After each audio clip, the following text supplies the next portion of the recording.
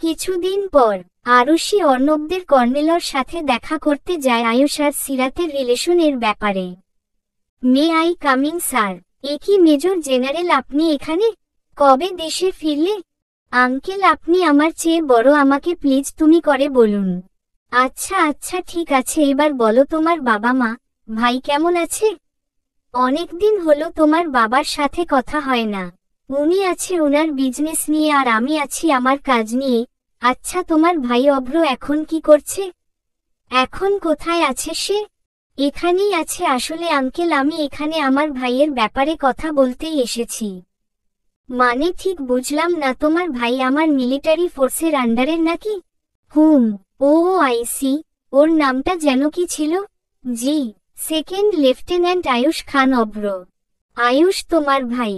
অবাক হয়ে হ্যাঁ, ও আমাকে অনেক আগেই সিরাতের ব্যাপারে বলেছিল, কিন্তু কিছু কাজে আটকে পড়ার জন্য আমি এতদিন আপনার সাথে দেখা করতে পারিনি। ওহ, তুমি তো জানো তোমার বাবা আর আমি অনেক পুরনো বন্ধু। যখন সিরাত ছোট ছিল তখন তোমার বাবা আর আমি তোমার ভাইয়ের সাথে সিরাতের বিয়ে ঠিক করে রেখেছিলাম। এর জন্য আমি এতদিন আয়ুষকে মেনে নিতে পারিনি, ওকে সিরাতের থেকে দূরে রেখেছি। এখন যেহেতু সেই ছেলেই আয়ুষ, তাই আমার এই বিষয়ে আর কোনো কথা নেই। তার মানে আপনি সবকিছু মেনে নিয়েছেন? হ্যাঁ, আমি ওদের বিয়ে দিতে রাজি আছি। Thank you uncle. তাহলে এখন কোথায় আছো? এখানেই থাকছো তো? জি, আমার পোস্টিং এখানে হয়েছে এবং আজকে বিকেলেই জয়েন করছি। তার মানে তো এখন প্রায়ই দেখা হবে। ও হ্যাঁ, শুনলাম তোমার নাকি বিয়ে হয়েছে, তো তোমার হাজবেন্ড কি করে? আমার হাজবেন্ড একজন ডাক্তার, ওর নাম ডক্টর রুদ্র রোশান চৌধুরী। ডক্টর রোশান তোমার হাজবেন্ড? কিছুদিন আগে ডক্টরদের ট্রেনিং এর সময় উনার সাথে আমার কথা হয়েছিল। হুম। তাহলে আঙ্কেল আজকে তো আমি আসি, আবার দেখা হবে। ভালো থাকবেন। এই বলে আরুষি ওখান থেকে চলে আসে। ও বের হতেই দেখে আয়ুষ আর সিরাত ওর জন্য অপেক্ষা করছে। আপু, বাবা কি বলল? আরুষি সিরিয়াস মুখ করে ভিতর থেকে আসে। কিরে, কিছু বলিস না কেন? আমার টেনশন হচ্ছে কিন্তু। আসলে কি করে যে বলি? বলো না, কি বলল? আমার ভীষণ টেনশন হচ্ছে। আঙ্কেল সবকিছু মেনে নিয়েছেন। দুজনে একসাথে বলে ওঠে, কি সত্যি? খুশি হয়ে? হুম। আয়ুষ খুশিতে সিরাতকে জড়িয়ে ধরে, তখন আরুষি বলে ওঠে, আরে আরে কি হচ্ছে বড় বোনের সামনে এসব কি? সরি বেশি এক্সাইটেড হয়ে গেছিলাম। কিন্তু বাবা এত সহজে মেনে নিল কিভাবে? আরুষি এরপর সবকিছু ওদের দুইজনকে বলে।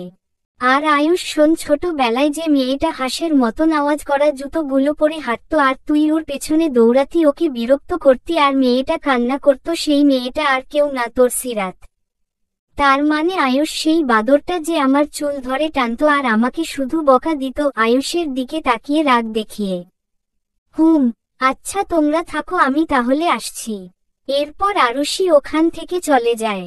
দেখছো আমাদের ডেস্টিনি কতটা সুন্দর, এত ঝামেলার পথ ফাইনালি আমরা এক হতে পারবো, তার মানে নিঃসন্দেহে আমাদের জুটিটা ভালো হতে বাধ্য। হুম। এই বলে যখন ওরা একটু ক্লোজ হতে যাবে তখন কাবাব মি হাড্ডি হয়ে ওখানে অর্ণব আর ইহান চলে আসে। উম্মম, এই তোর এখানে কি করছিস? তুই দেখতে পারিস না আমরা কি করছি? হ্যাঁ, তা তো দেখতেই পাচ্ছি। মনে হচ্ছে কর্নেল সাহেব তোদের দিকে মুখ তুলে চেয়েছেন। হ্যাঁ, একদম ঠিক ধরেছিস। এই উপলক্ষে আয়ুষ তোদের আজকে ট্রিট দিবে। এক মিনিট, আমি কখন ট্রিটের কথা বললাম? ছোটবেলায় আমাকে বিরক্ত করাই এটা তোমার শাস্তি, কিউট ফেস বানিয়ে। ঠিক আছে মেরিজান, দিয়ে দিব ট্রিট। এই বলে সিরাতকে জড়িয়ে ধরে। হায়রে দুনিয়া, চারিদিকে এত কাপলদের মধ্যে এই সিঙ্গেল ব্যক্তিটার জন্য কারো কোন মায়া দয়া নাই? খোদা, তোমার দিলে কি দয়া হয় না? আকাশের দিকে হাত তুলে। ওর বলার ধরন থেকে ওরা সবাই হাসতে থাকে। এর মধ্যে ওই জায়গায় মৃদু ভূমিকম্প হয়।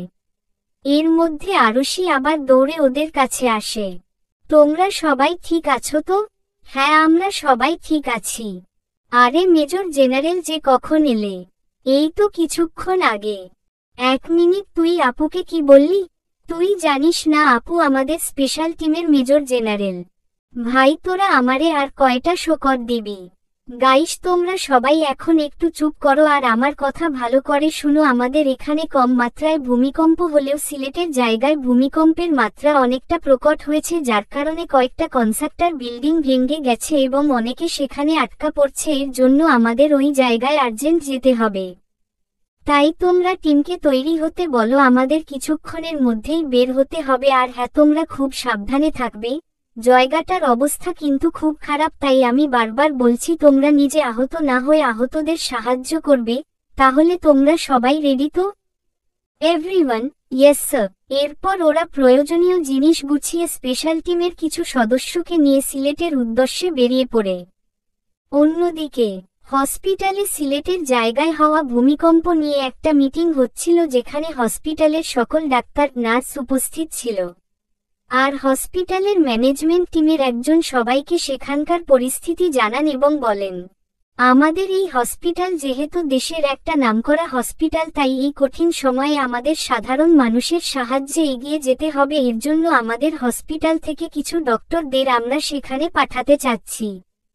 যারা যারা ওখানে যেতে চান তারা হাত তুলুন। তবে মনে রাখবেন, জায়গাটা কিন্তু খুবই ভয়াবহ পরিস্থিতিতে আছে, যেকোনো সময় আবারও বড় মাত্রায় ভূমিকম্প হওয়ার আশঙ্কা করা হচ্ছে। তাই সিদ্ধান্তটা ভেবেচিন্তে নেবেন। আপনাদের ইচ্ছার বিরুদ্ধে কাউকে সেখানে পাঠানো হবে না। আমি আপনাদের ভাবার জন্য 5 মিনিট দিচ্ছি, এরপর আমি আবারও জিজ্ঞাসা করব। 5 মিনিট পর এবার যারা যারা ওখানে যেতে চান তারা হাত তুলুন। রোশান, নুসরাত, মুন, ইয়াস, রোশনি সহ আরও 5 জন হাত তুলে। আপনারা আপনাদের প্রয়োজনীয় জিনিসগুলো প্যাক করে নিন। আপনাদের নেওয়ার জন্য কিছুক্ষণের মধ্যে একটা বাস চলে আসবে। Meeting dismiss. আধ ঘন্টা পর একটা বাস ওদের নিতে আসে। ওরা প্রয়োজনীয় সব জিনিস গুছিয়ে বাসে উঠে পড়ে। ওদের সাথে হসপিটালের তরফ থেকে 2টো অ্যাম্বুলেন্স এবং একটি মিনি ট্রাকে প্রয়োজনীয় মেডিসিন নিয়ে যাওয়া হয়। বিকেলের মধ্যেই ওরা সিলেটে পৌঁছে যায়। ঘটনাস্থলে যাওয়ার পর ওরা অনেকটাই স্তব্ধ হয়ে যায়। চারিদিকে শুধু মানুষের হাহাকার শোনা যাচ্ছে। Rescue team, fire service team এবং মিলিটারির টিমের লোকজন আটকে থাকা মানুষদের উদ্ধার করে বিল্ডিং এর ভেতর থেকে বের করে আনছে, আর ডক্টররা তাদের প্রাথমিক চিকিৎসা দিচ্ছে। নুসরাতরাও এরপর বাকি ডাক্তারদের সাথে কাজে লেগে পড়েছে। যারা গুরুতর আহত হয়েছে তাদেরকে সেখানেই কিছুটা ট্রিটমেন্ট দিয়ে যত দ্রুত সম্ভব হসপিটালে পাঠানো হচ্ছে, আর যারা কিছুটা আহত হয়েছে তাদেরকে প্রাথমিক চিকিৎসা দিয়ে হসপিটালে চেক আপ করানোর জন্য পাঠানো হচ্ছে। রেস্কিউ টিম যাদেরকে বাহির করে এনেছে তাদের চিকিৎসা মোটামুটি ভাবে দেওয়া হলেও এখনও প্রায় 200 জন মানুষ ভেতরে আটকা পড়ে আছে। রেস্কিউ টিম তাদের বাহির করার জন্য যথেষ্ট চেষ্টা চালিয়ে যাচ্ছে। এদিকে নুসরাত একটা বাচ্চার কান্নার আওয়াজ অনুসরণ করে একটা ভাঙ্গা রুমের সামনে আসে। আশেপাশে তাকিয়ে কোন রেস্কিউ টিম মেম্বারকে খুঁজে পায় না। সবাই উদ্ধার কাজে ব্যস্ত, তাই ও একাই ভেতর প্রবেশ করে। সেখানে গিয়ে আলমারির ভেতর থেকে একটা বাচ্চা ছেলের কান্না আওয়াজ শুনতে পায়। নুসরাত এরপর আলমারি খুলে বাচ্চাটাকে দেখতে পায়। ভয়ে ছেলেটির মুখ একদম শুকিয়ে গেছে। ও যেই ছেলেটাকে বের করতে যাবে তখন ছেলেটি বলে ওঠে, আমি কোথায় যাব না, বাহিরে বের হলে আমি মাতারা চিহ্নরা যাব, আমি এখানেই থাকব। না সোনা, তোমার কিছু হবে না, তুমি চলো আমার সাথে। এখানে থাকলে বিপদ হবে, তুমি আমার সাথে চলো, আমি তোমাকে চকলেট দিব, এসো এসো। নুসরাত এরপর নানান কথায় ভুলিয়ে ছেলেটিকে ভেতর থেকে বের করে। ছেলেটিকে নিয়ে যেই ও বের হতে যাবে তখন কেউ ওর পা ধরে হালকা টান দেয়। ও নিচে তাকাতেই দেখতে পায় পিলারের কাছে একটা মেয়ে পড়ে আছে, আর ওর উপরে একটা ভারী কাঠের তক্তা পড়ে আছে, যার জন্য মেয়েটি বের হতে পারছে না। সম্ভবত মেয়েটি ছেলেটির বর্বন হবে। নুসরাত এরপর ছেলেটিকে কোল থেকে নামিয়ে মেয়েটির উপর থেকে তক্তা সরিয়ে ওকে বের করে আনে। মেয়েটি বের হওয়ার সাথে সাথে দৌড়ে ওর ভাইয়ের কাছে গিয়ে ওকে জড়িয়ে ধরে আদর করতে থাকে। ওই পড়ে গিয়ে ব্যথা পেয়েছে তার কোন হুঁশও নেই। তাদের ভাইবোনের ভালোবাসা দেখে নুসরাতের অনেক ভালো লাগে। এর মধ্যে ইয়াস আর মুন এসে বাচ্চা দুটোকে ওদের সাথে নিয়ে যায়। নুসরাত বের হওয়ার সময় ওর শু লেস খুলে যায়। ও সেটা বেঁধে দাঁড়ানো পর খেয়াল করে একটা বড় পিলার ওর উপর পড়ার জন্য প্রস্তুত হচ্ছে। পিলারটা যেই ওর উপর পড়তে যাবে অমনি একজন মাস্কপরা লোক এসে নুসরাতকে নিজের একদম কাছে টেনে নেয়, যার জন্য পিলারটা ওদের পাশে গিয়ে পড়ে। এদিকে নুসরাত লোকটির চোখের দিকে তাকিয়ে বুঝতে পারে এটা শপিং মলে দেখা সেই অর্ণব, কিন্তু এই অর্ণব যে ওর ক্যাপ্টেন অর্ণব আরিয়ান সেটা বুঝতে পারে না। এদিকে এত ভারী পিলার মেঝেতে পড়ায় রুমটা কাঁপতে থাকে আর দেয়াল খসে পড়তে লাগে। আপনি ঠিক আছেন তো? নুসরাত হ্যাঁ সূচক মাথা নাড়ায়। জায়গাটা নিরাপদ নয়, আমাদের এখান থেকে তাড়াতাড়ি বের হওয়া উচিত। এই বলে অর্ণব নুসরাতকে নিয়ে বাহিরে চলে যায়। ওরা বের হতেই রুমটা ধসে পড়ে নুসরাত এতে আটকে ওঠে। আপনি ঠিক আছেন? হুম। অর্ণব নুসরাতের দিকে একবার তাকিয়ে ওখান থেকে চলে যায় আর নুসরাত ওর যাওয়ার দিকে তাকিয়ে কিছু একটা ভাবে। এই যা, উনি আমাকে দুবার বাঁচালেন, উনাকে তো আমার ধন্যবাদ জানানোই হলো না। নুসরাত যেই আবার অর্ণবকে ডাকতে যাবে অমনি মুন ওকে পেশেন্টের কাছে যেতে বলে, তাই ও আর অর্ণবকে ডাকল না। ও যেহেতু এখানেই আছে তাই ওকে পরে ধন্যবাদ জানিয়ে দেবে বলে পেশেন্টের কাছে চলে যায়। রাত ৮টায় সারাদিনের দখল শেষে ডাক্তাররা কিছুক্ষণের জন্য বিশ্রাম নিচ্ছিল। এদিকে রেস্কিউ টিমের আরেকটি টিম এসে রেস্কিউ কাজে লেগে পড়ে বাকিরা বিশ্রাম নিতে চলে যায়। সারাদিন আজকে সবার উপর দিয়ে অনেক দখল গেছে। এর মধ্যে একটা ৪ বছরের মেয়ে কাঁদতে কাঁদতে নুসরাতের হাত ধরে টানতে থাকে। কি হয়েছে সোনা, তুমি আমাকে কিছু বলবে? মেয়েটি মাথা দিয়ে হ্যাঁ সূচক মাথা নাড়ায়। তার আগে তোমার মাথায় যে আঘাত লেগেছে সেটা ব্যান্ডেজ করতে হবে, এদিকে এসো। নুসরাত এরপর মেয়েটিকে একটা চেয়ারে বসিয়ে মেয়েটির মাথায় ব্যান্ডেজ করে দেয়, তবু মেয়েটি কাঁদতে থাকে। আচ্ছা তোমার নাম কি? মীরা। এবার বলো তুমি কি বলবে? আমার বাবা। কি হয়েছে তোমার বাবার? আমার বাবা ওখানে আটকা পড়েছে, প্লিজ আমার বাবাকে বাঁচাও, একটা ভাঙ্গা বাড়ি দেখিয়ে কাঁদতে কাঁদতে। আচ্ছা তুমি কেঁদো না, আমি তোমার বাবার কিছু হতে দিব না। নুসরাত এরপর মেয়েটিকে নিয়ে রেস্কিউ টিম মেম্বারদের বিষয়টা জানায়। তারা মেয়েটির বাবাকে তাড়াতাড়ি রেস্কিউ করার কাজে লেগে পড়ে অল্প সময়ের মধ্যে তারা লোকটি রেস্কিউ করতে সক্ষম হয়, কিন্তু লোকটির অবস্থা খুব সিরিয়াস ছিল, কারণ লোকটির বুকে রড ঢুকেছিল, তার জন্য লোকটির বাঁচার সম্ভাবনা খুবই কম। প্লিজ আমার বাবাকে বাঁচাও, আমার বাবা ছাড়া আর কেউ নেই, প্লিজ আমার বাবাকে বাঁচাও। তোমার বাবার কিছু হবে না, আমি আছি তো। তুমি আমার বাবাকে ঠিক করে দেও, তাহলে তুমি যা চাইবে আমি তাই তোমাকে দিব, আমার সব খেলনা তোমাকে দিব, প্লিজ আমার বাবাকে তুমি বাঁচিয়ে দাও। তখন ওখানে সেই মাস্করা অর্ণব এসে বলে, হেই লিটল কিউটি, তুমি আমার কাছে এসো, উনি তোমার বাবার কিছু হতে দিবে না, বিশ্বাস করো তো ওনাকে। মীরা হ্যাঁ সূচক মাথা নাড়ায়। অর্ণব এরপর হেসে মেয়েটিকে কোলে নেয়। এরপর নুসরাত এর উদ্দেশ্য বলে, আমি ওকে সামলাচ্ছি, আপনারা ওনার ট্রিটমেন্টের ব্যবস্থা করুন। অর্ণব এরপর মেয়েটিকে নিয়ে খানিকটা দূরে সরে যায়। এদিকে নুসরাত অর্ণবের দিকে একবার তাকিয়ে বাকি ডক্টরদের বলে, আমাদের তাড়াতাড়ি লোকটিকে বাঁচাতে হবে, তা না হলে যে কোনো সময় কিছু একটা হতে পারে। কিন্তু আমাদের এখানে তো অপারেশনের জন্য কোন রুম নেই। রুম নেই তো কি হয়েছে, আমাদের এখানেই অপারেশন করার ব্যবস্থা করতে হবে, হসপিটালে নেওয়ার মতো সময় আমাদের হাতে নেই।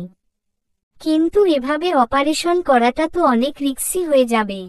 তখন ওখানে সিরাত এসে বলে, কিচ্ছু হবে না, আমি ডক্টর নুসরাতের সাথে অপারেশনটা করব। আপনারা তাড়াতাড়ি অপারেশনের ব্যবস্থা করুন। এরপর সবাই অপারেশনের অ্যারেঞ্জমেন্ট করে ফেলে আর নুসরাত এবং সিরাত মিলে লোকটির অপারেশন শুরু করে দেয়। তখন লোকটির বুক থেকে রড বের করার সময় লোকটির শরীর থেকে অনেকটা রতারা চিহ্ন তো বের হয়ে, যার কারণে লোকটির অবস্থা ক্রমশ খারাপ হতে থাকে। এনার অবস্থা তো ক্রম সিরিয়াস হচ্ছে, এমন হতে থাকলে আমরা তো ওনাকে বাঁচাতে পারবো না এখনই, যদিও নেগেটিভ ব্লাড না পাওয়া যায় তাহলে আমরা লোকটিকে বাঁচাতে পারবো না। না ওনার কিছু হবে না, তাহলে এখন কি করব? নুসরাত এরপর ওয়াকিতকিতে বলে, এখানে কারো ও নেগেটিভ ব্লাড আছে, প্লিজ তাড়াতাড়ি বলুন, আমাদের এই মুহূর্তে ও নেগেটিভ রক্তের ভীষণ প্রয়োজন, আমাদের হাতে বেশি সময় নেই। এর মাঝে আয়ুষ আর ইয়াস দৌড়ে এসে বলে, ওদের রতারা চিহ্নতের গ্রুপ 0 নেগেটিভ। তোমরা তাড়াতাড়ি এদিকে এসো। এরপর ওদের কাছ থেকে 2 ব্যাগ রতারা চিহ্নত নেওয়া হয় আর লোকটির অপারেশন ও সাকসেস হয়। লোকটির অবস্থা কিছুটা স্বাভাবিক হয়। এরপর নুসরাত বাহিরে এসে দেখে মীরা মুনের সাথে বসে গল্প করছে। নুসরাত আশেপাশে মাস্কওয়ালা অর্ণবকে একবার খুঁজে কিন্তু কোথাও দেখতে পায় না। এর মধ্যে মীরা নুসরাতকে দেখে দৌড়ে ওর কাছে আসে আর বলে, তোমাকে অনেক অনেক থ্যাংক ইউ, তুমি আমার বাবাকে আমার কাছে ফিরিয়ে দিয়েছ। আমি কি এখন আমার বাবার সাথে দেখা করতে পারি প্লিজ? হ্যাঁ সোনা, তুমি এখন যেতে পারো, তবে তোমার বাবাকে নড়াচড়া করতে নিষেধ করবে, ঠিক আছে? মিষ্টি হেসে মীরা মাথা নাড়িয়ে দৌড়ে ওর বাবার কাছে যায়, আর নুসরাত বাবা মেয়ের খুনসুটি দেখে মুচকি হাসে। এভাবে নানান ঝামেলা ঝঞ্ঝাটে আরও দুদিন কেটে যায়। এর মধ্যে নুসরাত অনেকবার মাস্কওয়ালা অর্ণবকে অনেক খুঁজেছে, কিন্তু কোথাও পায়নি। এদিকে রেস্কিউ অভিযান প্রায় শেষের দিকে, আর দুজন ব্যক্তি ভেতরে আটকে আছে, তাদের বের করতে পারলেই রেস্কিউ এর কাজ শেষ হয়ে যাবে। রাতের মধ্যে তাদেরকেও বের করা হয়েছে, এখন শুধু আরেকবার পুরো জায়গাটা ভালো করে পর্যবেক্ষণ করলেই রেস্কিউ এর কাজ শেষ হবে বলে ঘোষণা দেওয়া হবে। সকালে নুসরাত ঘুম থেকে উঠে ফ্রেশ হয়ে চারপাশের সৌন্দর্য দেখতে থাকে। শীত যেহেতু চলে এসেছে, তাই চারপাশে মৃদু কুয়াশার আবরণ পড়েছে। মৃদু কুয়াশায় চারপাশের পাহাড়ের সৌন্দর্য যেন আরও বানিয়ে দিয়েছে। এর মধ্যে নুসরাত একজন হুড পরিত ব্যক্তিকে জগিং করতে দেখতে পায়। কালো হুডি, কালো প্যান্ট এবং মুখে কালো মাস্ক। নুসরাত ভালো করে খেয়াল করতেই বুঝতে পারে এটা ওর সেই মাস্কপ্রা আঙ্কেল থুককু ক্রাশ। এই তো পেয়েছি সুযোগ, এবার ওনাকে ধন্যবাদ দিয়েই ছাড়ব। চল নুসু, আঙ্কেলের পিছু নেওয়া যাক। ধ্যাত তৈরি আঙ্কেল না, mister Arnab. Mister Arnab, I am coming. এই বলে অর্ণবের পিছু নিতে থাকে। এদিকে অর্ণব কানে হেডফোন লাগিয়ে আরামসে জগিং করতে করতে সিলেটের চা বাগানের কাছে চলে আসে, আর ওর পিছু পিছু নুসরাতও সেখানে চলে আছে। অর্ণব হঠাৎ দৌড়াতে দৌড়াতে খেয়াল করে ও অনেকটা দূরে চলে এসেছে, তাই আবার ব্যাক করার জন্য পিছনে ঘুরে। তখন ওর মনে হয় কেউ ওর পিছু করছে, তাই ও একটা গাছের পেছনে লুকিয়ে পড়ে। এদিকে নুসরাত হঠাৎ অর্ণবকে উধাও হয়ে যেতে দেখে খানিকটা ঘাবড়ে যায়, আর অর্ণবকে চারপাশে খুঁজতে থাকে। এর মধ্যে কেউ একজন পেছনে থেকে এসে ওর হাত আর মুখ চেপে ধরে, আর ও ছাড়া পাওয়ার জন্য ছটফট করতে থাকে। চলবে।